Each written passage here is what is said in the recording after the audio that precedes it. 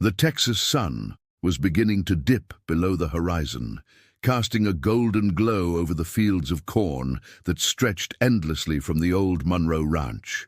John Monroe, 62 years etched into his weather-worn face like the furrows in the earth, stood on the front porch of the main house, a faded photograph of his late wife Margaret clutched in his calloused hands. She had passed just 6 months ago. "Dad, you can't keep doing this," came Emily's voice, firm yet gentle. She stood in the doorway, her presence breaking the stillness. "The ranch needs more hands, and you need help." John let out a huff, clearly unimpressed. "I don't need anyone else on this ranch. Your mother and I ran it just fine for decades. The seasonal workers are enough." "But Mom's gone now," Emily pressed, stepping closer, "and Dr. Sanders said you've got to slow down. Your heart can't take this kind of pressure anymore." "My heart is just fine." "What's not fine is this generation that thinks everything should be easy," he barked, slapping the wooden railing. "My father handed me this land when I was 16 and said, 'The earth only respects those who respect the work.' That's how I've always lived." Emily sighed. She knew well the stubbornness of her father. "Even Grandpa used the most advanced methods of his time, Dad." Memories overtook John. His father, Augustus Monroe, straight as the pecan trees that gave the ranch its name, had taught him to ride when he could barely walk. "A Monroe has to be as strong as the land he works," he used to say every time John fell off a horse. "Dr. Sanders came by yesterday," Emily continued, pulling her father back from his memories. "He said if you keep this up, you might not be as lucky as last time." "That old man is exaggerating." "It was just a little dizzy spell from the heat. It was a mild heart attack, Dad. Why are you so damn stubborn?" Emily's voice rose, a rarity for her. "If you keep this up, you'll lose everything you built. Is that what you want, for the Monroe legacy to die with you?" John fell silent, eyes locked on Margaret's photograph. He knew she would have sided with Emily. "Your mother," he started, but his voice cracked. "She'd want you to take care of yourself and the ranch," Emily said, softening her tone. "I found someone to help with the management. They'll arrive tomorrow." "Without even asking me?" John snapped. "This is still my ranch." "And we want it to stay that way for many more years," Emily replied firmly. "Just talk to them. If, after meeting, you still think they're not right for the job, I'll drop it." John grumbled something under his breath. Deep down, he knew she was right. The bills were piling up on his desk. The books hadn't been updated since Margaret's death, and the chest pains were becoming more frequent. "1 week," he said at last. "I'll give your pick 1 week, but if they're not fit for this ranch, they're out. Monroe Ranch is no shelter for the incapable." Emily offered a small smile, sensing the victory. "Thanks, Dad. I think you'll be surprised." As the sun vanished behind the horizon, John stayed on the porch, staring out across the land that had defined his life. "What would you say, Maggie?" he whispered to the photograph. The wind rustled the old pecan trees, as if answering, but the old rancher was too lost in his fears to hear it. The cab rumbled along the dirt road leading up to the ranch, kicking up a cloud of red dust behind it. From the office window, John Monroe watched, scowling, his fingers drumming impatiently on the oak desk his father once used. "They're here," announced Thomas, the loyal ranch foreman who had worked with the Monroes for 30 years. "Let 'em wait a minute," John muttered, not moving from the window. "They need to know who's in charge around here." The taxi came to a stop in front of the main house. The driver stepped out and opened the rear door. John narrowed his eyes, expecting some city slicker manager in shiny boots, but what he saw made him freeze in place. The driver was unfolding a wheelchair. "What the hell?" he muttered, standing abruptly. A young woman, maybe in her mid-20s, emerged from the car with the driver's help. Her long black braid framed a determined face as she positioned herself confidently in her wheelchair. She wore a simple blouse with embroidered patterns and neat jeans. John stepped out to the porch, Thomas following close behind. "There must be some mistake," he said brusquely. "I didn't ask for an employee like that." The young woman, who was just handing payment to the driver, turned her chair to face him. Her eyes, dark as fresh coffee, met his without hesitation. "Like what, sir?" "Qualified and ready to work," she replied, firm but respectful. "I'm Grace Hernandez. Folks call me Gracie. You must be Mr. Monroe." John was momentarily speechless, caught off guard by her directness. "Yes, I am," he finally said. "But there's got to be a misunderstanding. This ranch needs someone who can move through the fields, who knows agriculture." Gracie pulled a folder from her bag and handed it to him. "Your daughter hired me as the new operations manager, not a ranch hand. I have a degree in agricultural management with a focus on traditional ranch operations. And if I may say, Monroe Ranch is one of the last in Texas still growing pecans, planted back in the 1890s. Your great-grandfather's work after the Great Drought." John took the folder, startled. "How do you know that?" "I wrote my thesis on historic ranches of Central Texas," she said.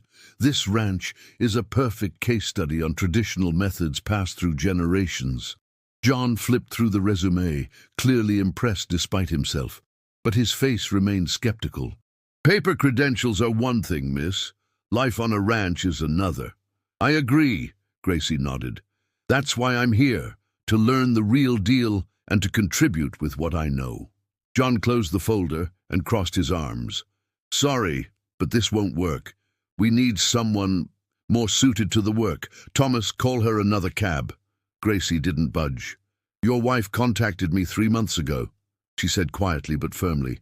"She was the one who invited me to come." John's face went pale. "What did you say?" "Mrs. Monroe reached out after reading my thesis," Gracie continued, pulling out a letter. "She said the ranch would need new energy, fresh ideas that honored tradition. We agreed I'd come after graduation." She offered him the envelope. "Here's her letter." With trembling hands, John took it. He recognized the elegant handwriting immediately. The letter was dated just 2 weeks before Margaret passed. "Thomas," he said after a long pause, his voice lower now, "show Miss Hernandez to her room and the rest of the ranch." The foreman, who had watched the whole scene unfold, nodded. "Of course, sir." As Thomas pushed Gracie's wheelchair toward the house, John added, "And tell Rosie to make hot cocoa. Margaret used to offer that to every newcomer." Gracie turned her chair slightly. "Thank you, Mr. Monroe. I promise you won't regret this." John didn't answer. His eyes were fixed on the letter, one last surprise from the woman who had always seen further than he did. The first rays of morning sunlight brushed across the fields of Monroe Ranch as John stepped out onto the porch, just like he had for the past 40 years. His gaze swept across the land he knew better than his own reflection, then stopped, his eyes narrowing. There she was, Gracie, already awake, chatting with Pete, the foreman, outside the main barn. "What in the world is she doing up this early?" he muttered, frowning. Thomas joined him with a steaming cup of coffee. "Miss Hernandez has been up since 5, sir. She already went through the harvest records and sorted out the overdue invoices." John grunted, taking the coffee without looking away. "She won't last the week," he said under his breath. "First heavy rain turns the dirt roads to soup. We'll see what good that fancy degree does." At breakfast, John kept mostly silent, sipping his coffee while Emily and Gracie discussed ranch logistics. "I've noticed production has dropped about 15% over the last 3 years, Gracie said, laying out a few graphs. "But your crop acreage hasn't changed." "The land gets tired," John cut in. "Just like people." Gracie met his eyes, calm and unwavering. "Land doesn't tire if you treat it right, Mr. Monroe. With all due respect, we could implement a rotation system that honors your traditions but boosts yield." "And what do you know about traditions?" he shot back. "Traditions are in your blood, not in some textbook." The table fell into a thick silence. Emily glanced at her father, clearly frustrated. "My father was a farmer back in Oklahoma," Gracie replied, voice steady. "We lost our land during the drought in '98, but he never lost his knowledge. He taught me to see solutions where others only see problems." John turned away, her words hitting a nerve. That same drought had nearly broken him too. After breakfast, John retreated to his study, but his mind refused to settle. He watched from the window as Gracie moved through the ranch with unexpected ease, talking irrigation with the workers, who actually listened. "She's got them all charmed with her college talk," he muttered, but his annoyance turned to surprise when Pete walked in that afternoon. "Sir," she spotted an issue in the irrigation system out west. Said it was a pressure problem. Got it fixed. Water's flowing good again. John stared at him. "She did. Said something about angles and flow rates," Pete said, scratching his head. "I didn't get it all, but whatever she did, worked." That evening, as Gracie reorganized the tool shed, John approached her. "Why do you keep trying to stay where you're clearly not wanted?" he asked bluntly. Gracie paused and looked him square in the eye. "Because I know the difference between a bitter man and a heart that's forgotten how to change," she said softly, but without fear. John was speechless. For a moment, he saw in her the same unbreakable spirit that had once drawn him to Margaret. That night, flipping through old photo albums, he stopped on one with his nephew Michael, a young man with Down syndrome who had once asked to work the ranch. John had turned him away, sure he wouldn't be up to the task. Margaret had never forgiven him for that. "Is this a second chance, Maggie?" he whispered, running a finger along the photograph. "Or just your way of teaching me one last lesson?" A knock on the door interrupted him. It was Thomas. "Sorry to disturb you, sir. Found this in yesterday's mail." He handed over a sealed envelope.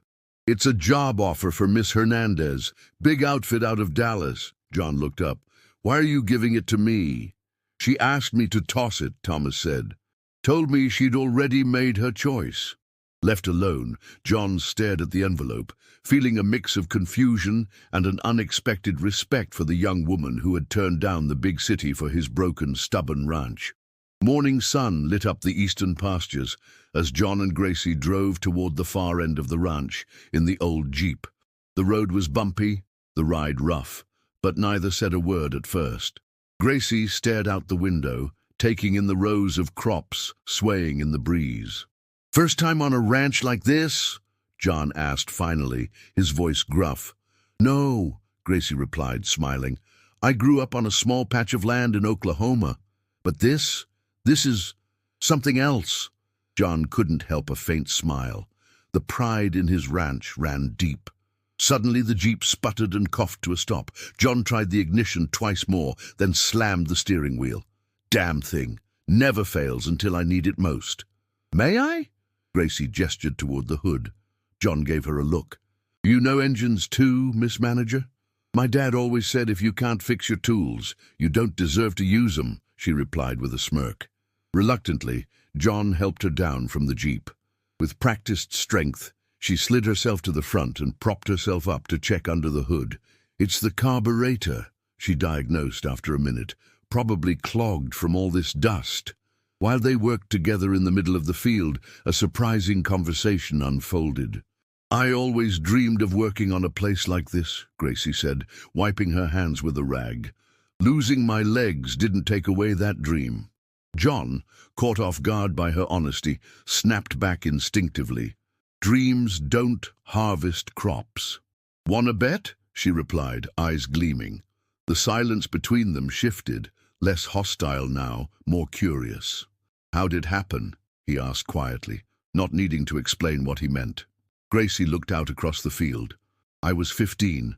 Helping my dad during a sudden storm. We rushed to get the gear in. The tractor flipped in the mud, crushed everything below my waist." John said nothing, letting her words sink in. "Doctors told me I'd never walk again," she continued. "My father sold nearly everything to pay the hospital bills." "And you still wanted to work the land?" he asked, honestly baffled. "More than ever," she said.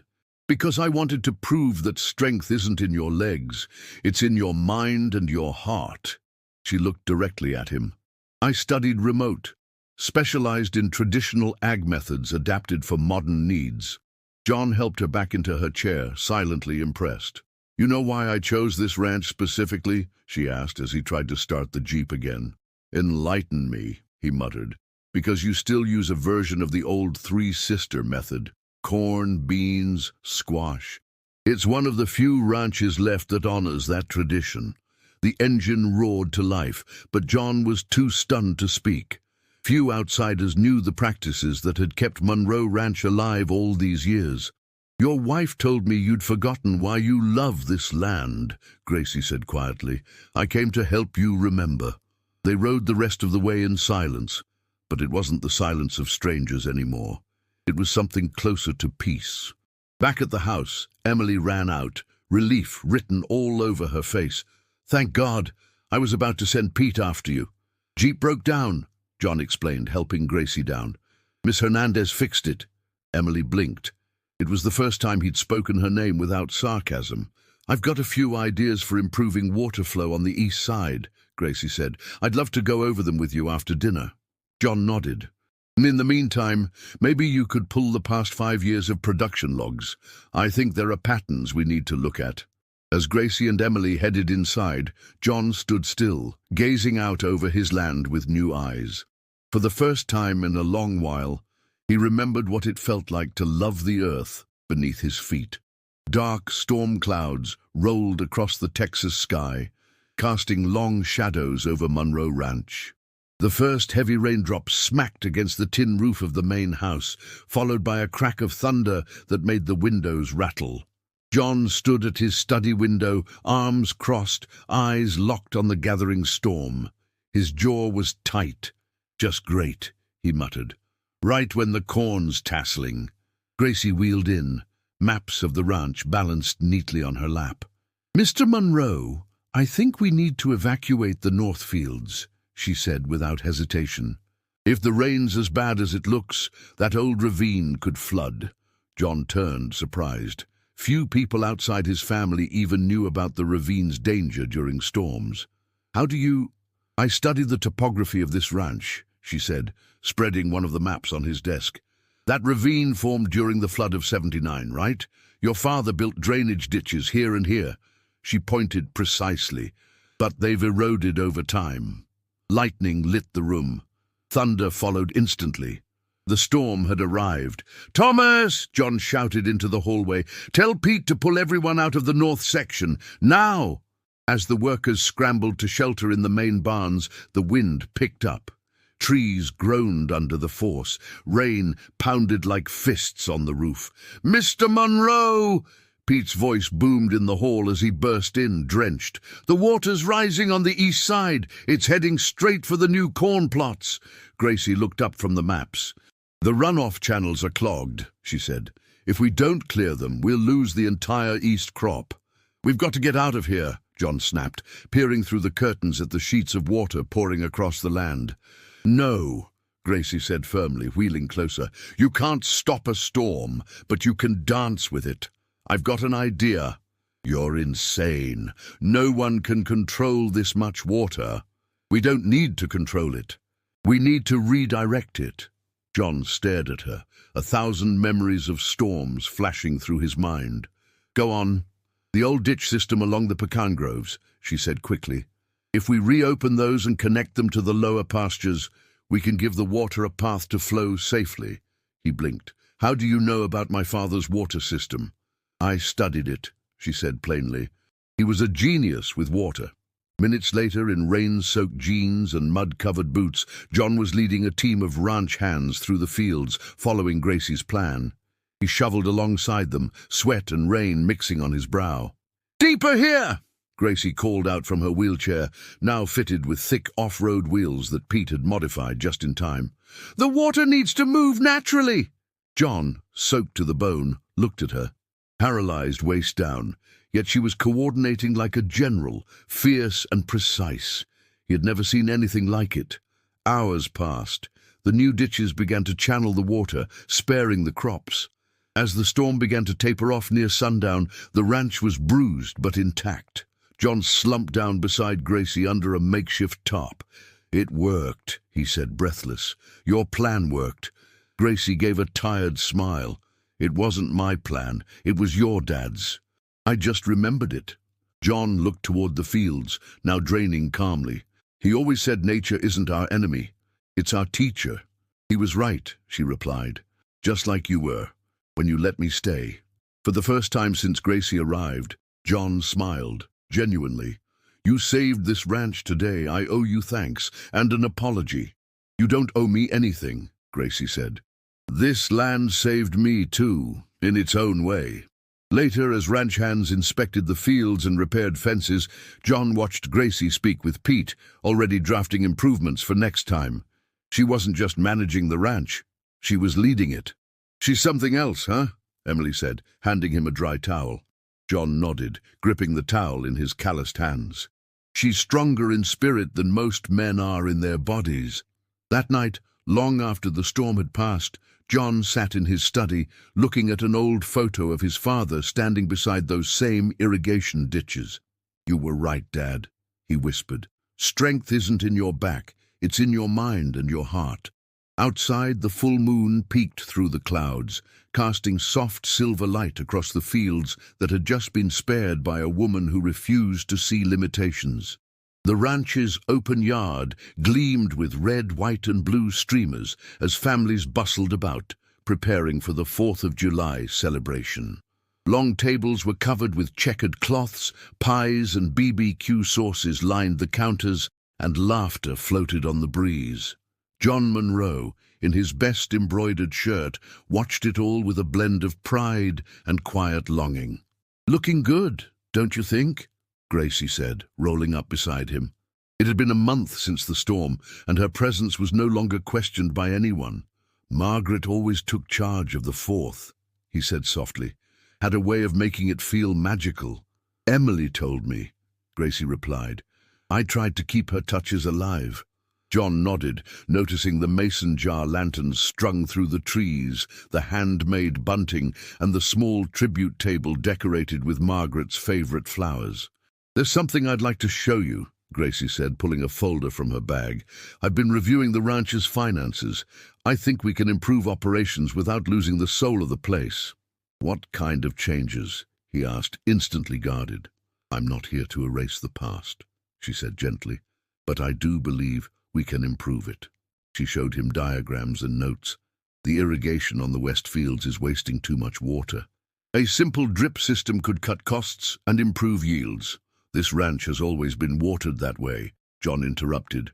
"My father, my grandfather, and it's fed generations," she said respectfully. "But it can still be better."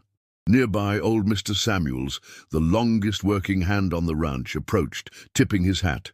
"Begging your pardon, sir," he said to John, "but she's not trying to replace what we built. She's trying to give it new life." John stared at the old man, who rarely spoke up about business. "She's got you on her side too." "No one's got me," Samuel said, his voice firm, "but these old eyes know when something can grow stronger without losing its roots." That evening, as fireworks painted the sky, John stood at the edge of the celebration. Gracie was in the center of it all, showing a group of kids how to do a folk dance with her hands and arms, since her legs wouldn't allow the steps. "Higher with that knee, Jackson," she laughed. The children followed her instructions eagerly, delighting in the moment. "She's taught them more about tradition in a month than the school's taught all year," Emily said, handing her father a cup of sweet tea. John nodded slowly. "Where'd she learn those dances?" "Her grandmother taught them to her," Emily replied. "She memorized every move, even if she couldn't dance them all herself." Later, at dinner under the stars, John bit into a piece of barbecued brisket that stopped him in his tracks. "Who made this?" he asked. "Gracie oversaw the recipe," Thomas said. "Said it was a special one from Miss Margaret." John's eyes widened. Searching the crowd, he found Gracie sitting with the older women from town, scribbling in a small notebook. "What's she doing?" he asked, approaching. "Collecting family recipes," Gracie explained. "Mrs. Dalton was just telling me how they used to smoke meat in a pit during drought seasons. It's part of the ranch's culture." "Why do all this?" "Because this is part of the Monroe story," she said. "Miss Margaret started documenting them. I just picked up where she left off." John was quiet, remembering how much Margaret had loved preserving these bits of history. Later, when the party had quieted and fireflies blinked along the grass, John found Gracie on the porch, watching the stars. "That brisket," he said, sitting beside her. "It tasted exactly like my mother's. Margaret never quite nailed it." Gracie smiled. "Mrs. Dalton says you haven't tasted it like that since you were a kid. Did you make it just to impress me?" "I made it because it matters," she replied. "Tradition isn't just what we do. It's why we do it." John sat quietly for a while. "Tomorrow," he said at last, "we'll go over that irrigation plan. And the other ideas too." Gracie's smile lit the night more than any firework. The deep rumble of a luxury engine shattered the calm of Monroe Ranch's morning. A sleek black car cruised up the main dirt road, its glossy exterior completely out of place amid the dust and wide-open fields. John Monroe stood with Gracie, overseeing the early harvest when he noticed it. "It's Alex," he muttered, his jaw tightening. "My son." Gracie glanced at him. "You didn't know he was coming. He never calls. He just shows up when he wants something and disappears when work's involved." The car parked in front of the main house. A man in his mid-30s stepped out, dressed in designer clothes and city polish. His sunglasses reflected the sun like mirrors. "Dad!" Alex called with a performative smile, arms wide open. "Still kicking, I see." John approached with slow, firm steps. Pete followed, pushing Gracie's chair. "What brings you back, Alex? It's been over a year." "Can't a son visit his old man?" Alex replied, brushing dust off his slacks. Then he noticed Gracie. Confusion flashed across his face. "And you are—" "Grace Hernandez," she said, extending her hand. "Operations manager here at Monroe Ranch." Alex took her hand, hesitantly. His eyes darted from her to his father. "Operations manager? Since when does this ranch need a manager?" He gave a nervous laugh. "And why, a what, Alex?" John cut in, his voice sharp. Alex hesitated. "Someone with physical limitations." "This is a working ranch, Dad. She's done more for this ranch in 2 months than most men with full mobility could in a year," John said, steel in his voice. Even Gracie looked surprised. Lunch was tense. Alex boasted about his latest ventures in Dallas, his connections, his lifestyle, while stealing skeptical glances at the changes on the ranch. "What's that structure by the creek?" he asked, gesturing toward the east side. "Water filtration system," Gracie answered. "It captures rainwater and reduces strain on the well by 40%. And was it worth the investment?" "It'll pay for itself within 2 harvests," John said, "and the water's cleaner." Alex stirred his food, clearly rattled by his father's approval of these new ideas. After the meal, he asked to speak with John privately. Gracie stayed outside but could hear raised voices through the study window. "Seriously, Dad, hiring someone like her? Are we running a charity now?" Gracie froze, but didn't react. "Watch your mouth," John growled. "She's done more for this place than you ever cared to." "Well, maybe that's the problem," Alex snapped. "I don't want to be part of this place anymore. I want to sell my share."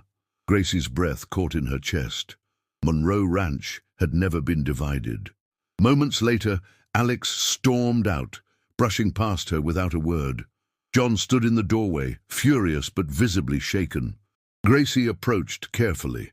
"Before he walks away, maybe he should see the project we're working on. It could triple this ranch's value." Alex paused halfway to his car. "What project?" "The organic certification," she said calmly, "and the new line of traditional branded products." "Say what now?" "You've never used chemicals on your crops. That makes this ranch eligible for full organic certification. We've already had interest from buyers overseas, Japan, Europe." John turned to her, surprised. They hadn't spoken of this yet. "Show me," Alex said flatly.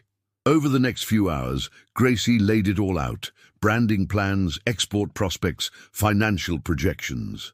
Alex, arms crossed at first, slowly began to lean in. By sunset, with the fields bathed in gold, he finally looked at his father. "Why didn't you tell me any of this?" "Because you never stuck around long enough to care," John replied, matter of fact. Alex nodded, glancing back at Gracie. "I'd like to know more about that brand you're building." Later that evening, as Gracie rolled toward her room, John caught her in the hallway. Those contracts with Japan, they real? Not yet, she said with a smile. But they could be, if we work together. John let out a quiet chuckle. Margaret would have enjoyed watching you play my son like a fiddle. I didn't play him, Gracie said.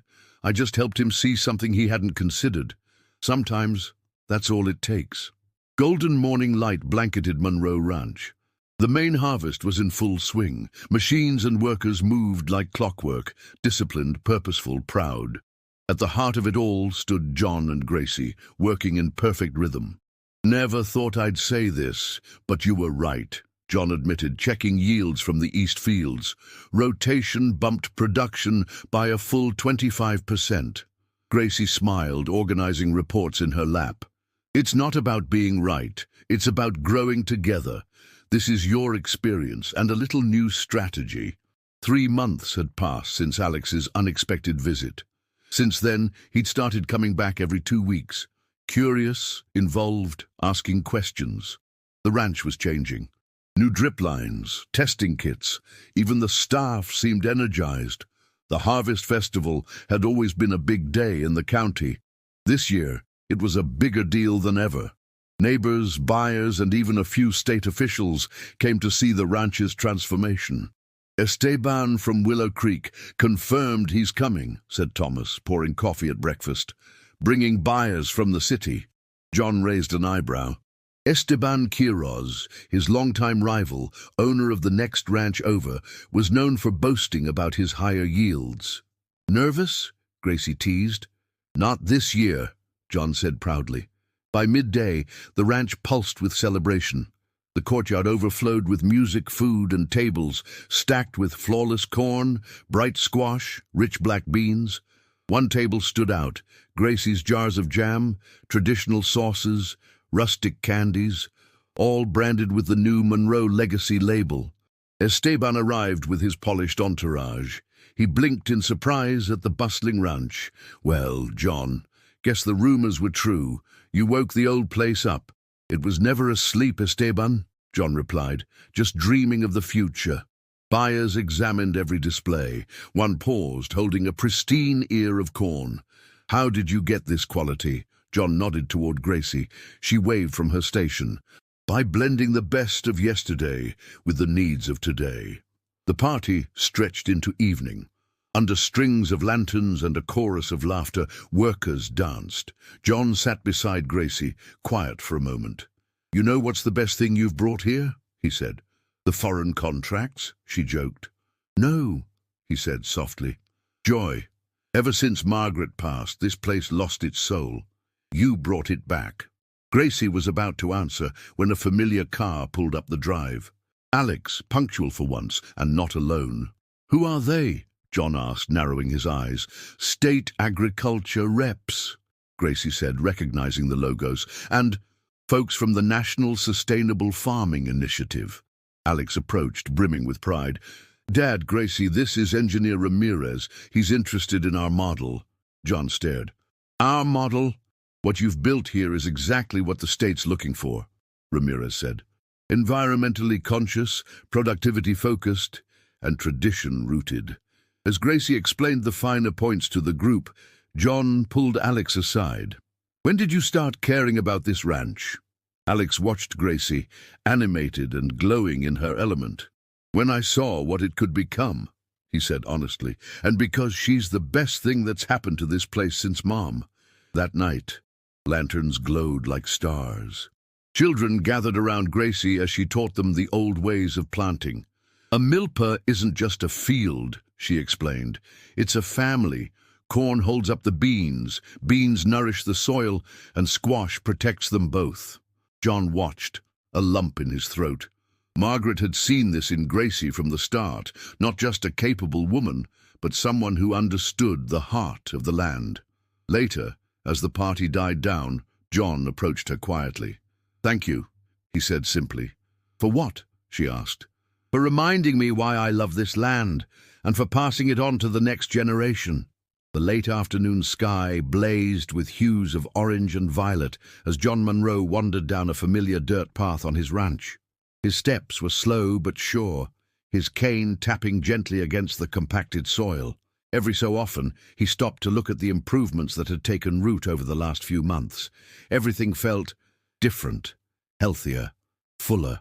Eventually, his walk brought him to the old guava tree near the back of the property. Planted decades ago, it had been Margaret's favorite spot.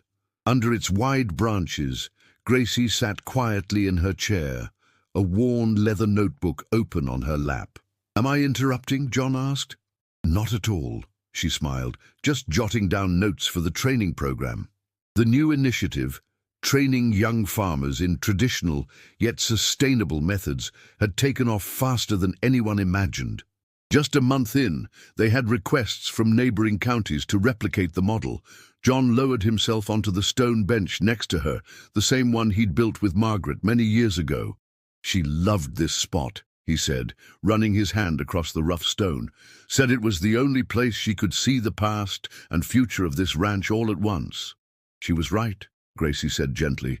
"You can feel it here." A long, peaceful silence followed. "Can I ask you something?" John finally said. "Why did you choose this place? With your degree, your skills? You could have gone anywhere." Gracie took a slow breath. "Your wife saved my life," she said, voice soft as the breeze.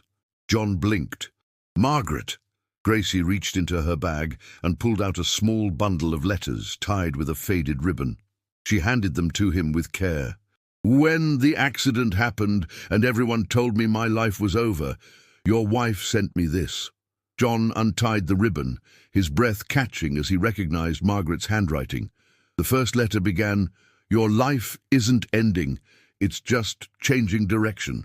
"She found a newspaper article about me," Gracie explained, "some small piece about a farmer's daughter in a wheelchair, and she started writing me. I never even knew her." John flipped through letter after letter, 5 years of encouragement, advice, hope. "She paid for your education," he murmured, stunned. Gracie nodded. "She believed Monroe Ranch would one day need new energy. She believed you would." John's eyes were misty. "Why didn't she tell me?" "In her last letter, she said she wanted it to be a surprise," Gracie said. "That when the time was right, I'd show up and remind you that strength isn't always physical." He stared at the tree, his heart heavy and full all at once. "This tree," Gracie continued, "it's more than just a tree, isn't it?" John smiled faintly. "We planted it after Margaret's last miscarriage. She couldn't have more kids after that. It was our way of honoring the lives we never got to meet." "She told me that too," Gracie said. "She said this tree represented the children you lost and the hope you never let go of." Tears streamed down John's weathered cheeks. He looked at Gracie, then at the letters, then at the ranch stretching far into the glowing horizon. "Margaret was always the wise one," he whispered. "She saw in you what I was too blind to see." Gracie reached out, taking his hand. "We both had to fight our fears to get here." As the sun dipped behind the fields, its last golden light shone through the leaves of the guava tree, casting long, sacred shadows on the ground. "Thank you," John said, his voice trembling, "for honoring her vision, and for teaching this old fool that strength comes from the heart." They made their way back to the house, walking and rolling side by side. And for the first time in years, John felt completely at peace with what had been, and deeply hopeful for what was still to come. A soft November sun bathed Monroe Ranch in golden light. It had been exactly 1 year since Grace Hernandez first rolled through its front gates. What was once a ranch caught in time was now a thriving, evolving symbol of renewal. John Monroe, now always seen with his custom-carved cane and ever-present wide-brimmed hat, stood in front of the Dia de los Muertos-inspired altar stretched across the front porch. Photos of his ancestors lined the table, surrounded by candles and bright marigold petals. At the center was Margaret's smiling face, surrounded by her favorite cookies and a jar of her blackberry jam. "She would have loved this," Emily said, adjusting a flower near the photo. "She's not just watching it," John replied. "She planned every bit of it." Across the yard, Gracie led a group of young people with various disabilities, part of the now official Inclusive Ag training program, through hands-on lessons. A young man with prosthetic legs calibrated the new irrigation system, while a girl with Down syndrome sorted seeds with expert care. "Can you believe this place is a school now?" Thomas said, walking up beside John. "Margaret believed it," John replied. "She always saw what I couldn't." That day, Monroe Ranch hosted its first regional gathering for inclusive agriculture. State officials, local farmers, even national media arrived to tour the ranch that was fast becoming a blueprint for change. Alex appeared beside his father, now comfortable in jeans and boots, flanked by the state governor and a few USDA reps. "Dad, the governor wants details on our certification process. They're considering statewide implementation." John, once reluctant to even open an email, now shook hands with politicians like a seasoned spokesperson. Those who knew him best saw the shift, his posture more open, his eyes lighter. When the crowd finally thinned, John searched for Gracie and found her, of course, under the guava tree, facing the sunset. "I've got someone I want you to meet," he said, approaching with a proud grin. He stepped aside to reveal a man in his 40s with Down syndrome, wearing a Monroe Ranch cap. "This is my nephew, Michael," John said. "He's going to help lead the expansion of our program to Michigan." Gracie's face lit up. "I've heard a lot about you, Michael. I hear you've got a gift for growing things." Michael smiled. "Plants don't judge. They just grow, if you treat them right." John placed a firm hand on his nephew's shoulder. "Michael's going to be our bridge to 20 new communities next year." As Michael walked off to join the other instructors, John sat down next to Gracie. "Hard to believe where we started, huh?" she said. "Any regrets?" he asked. "Not for a second," she answered. "This place gave me more than I ever thought possible." The sky darkened, and candlelight illuminated the altar trail leading from the guava tree to the main house. Traditional music filled the air again, blending with voices and laughter. "There's something I should tell you," John said. "Alex asked for my blessing." Gracie blinked. "Your blessing?" "He wants to court you," John said, smiling with a wink. "Looks like he finally found something worth more than his business ventures." Gracie blushed. "John, You don't have to answer," he said quickly. "I just wanted you to know. Whatever you decide, you've got my full support." "Margaret would have been proud to call you family." Gracie squeezed his hand. "She already did, and I'm proud to carry on what she started." Later that night, as the last guests left, a teenager on crutches approached John. "Mr. Monroe, I was wondering if there's any chance I could work here. I know my condition might be a challenge, but—" John placed a hand on the young man's shoulder. "Here at Monroe Ranch," he said gently, "we don't see limits. We see opportunity. Talk to Pete. He'll show you where you can start." As the boy limped away with hope in his eyes, Alex appeared beside his father. "Looks like we've got a new recruit," he said. "This ranch has always welcomed those who respect the land," John replied. "We've just learned how to see them more clearly." At dusk, John, Emily, Alex, and Gracie stood together before Margaret's altar. The candles flickered like stars. "To the woman who saw past our limits," John toasted. "And to the man who had the courage to change," Gracie added. As the golden sun vanished behind the now legendary pecan groves, Gracie took Alex's hand, signaling that her future was now deeply rooted in this land. "I came looking for a job," she whispered, "but I found something bigger, family and purpose." John looked at the young woman who had changed his life, his land, and his legacy, and he finally understood what Margaret had seen from the very beginning. It wasn't just about saving the ranch. It was about awakening the soul of it.